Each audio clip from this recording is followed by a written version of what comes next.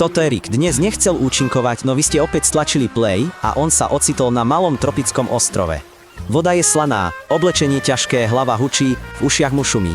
Sadá si do tieňa palmy a núti sa dýchať pokojne. Je zmetený, no vie, že najprv musí nájsť sladkú vodu, úkryt pred slnkom a vymyslieť, ako signalizovať z brehu. Prvý deň. Rick si odpije z oceánu, no hneď vypluje. Soľ totiž zosilňuje smäd a zaťažuje obličky. Potom má šťastie a začne lejak. Rick zachytáva dážď tričkom a žmýka si ho priamo do úst. Neskôr ráno zbiera rosu z listov. Pije po troškách a často, tak ho nebolí brucho a hlava sa prečisťuje. Rick kdesi čítal, že morská voda sa piť nesmie, no dažďová áno. Deň druhý. Slnko nemilosrdne pečie a Rick potrebuje stály tieň. Natiahne tričko medzi dve palice, urobí prístrešok.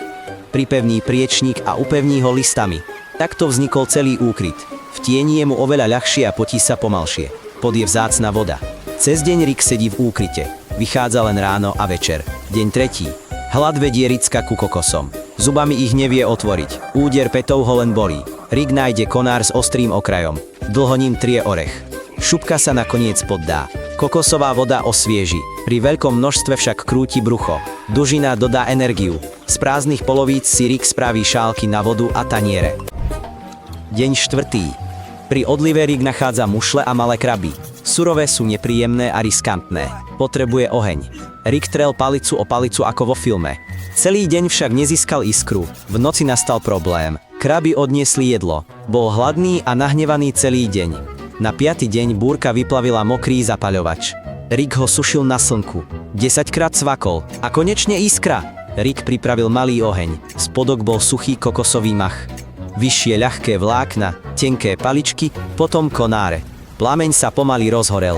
Dym odháňal mušky. Teplo prinieslo pohodlie, mohol variť. Rick nazbieral suché drevo. Oheň zakryl pred vetrom veľkým listom. 7. deň. Variť s ohňom je oveľa ľahšie. Rick položí plochý kameň k uhlíkom. Čaká, kým sa zohreje. Potom na ňom grilluje mušle. Kraby zčervenejú a otvoria sa. Rick nevie chytať ryby. Všimne si však mláky po odlive. Tam zaženie malé rybky. Okolo robí kamenné okraje. Palicou udiera do vody. Rybky vyplávajú sami. Na ohni je to delikatesa. Na 9. deň si Rick porezal nohu o mušľu. To je problém, keď nie je po ruke lekárnička. Ranu si umie dažďovou vodou. Obviaže si ju roztrhanou ponožkou. Rick vie, že ak je čisto, rana nehní sa. Ak je sucho, nebolí. Je 12. deň a čas myslieť na SOS signál. Najprv Rick píše malé písmena do piesku, odtiahne sa, no sám ich nevidí. Vráti sa, z brvien vyloží obrovskú šípku a vedľa veľké písmená helpe. Do ohňa hádže zväzky mokrých listov, lebo hustý sivý dym je nápadnejší na pozadí neba a vody. Udržiavať signál nie je ľahké a stáva sa to Rickovou hlavnou činnosťou. Je 18. deň a Rick sa zblázni z ticha. Na kokos nakreslí tvár a položí ho vedľa seba. Rick to videl vo filme. Vtedy sa smial, aké je to hlúpe. Teraz si takto urobil najlepšieho priateľa. Žartuje s ním a samozrejme niekedy sa háda. Veď ako inak. Deň 25. Rick schudol, sotva sa hýbe, jeho účes trčí ako krík. Má už väčšie obydlie, prístrešok, oheň aj provizórnu kuchynku. Pri love stále míňa kopijou a nadáva, no už bez paniky. Drobné úspechy mu denne dávajú silu a verí, že prežije. 30. deň a na obzore je konečne vidieť čln.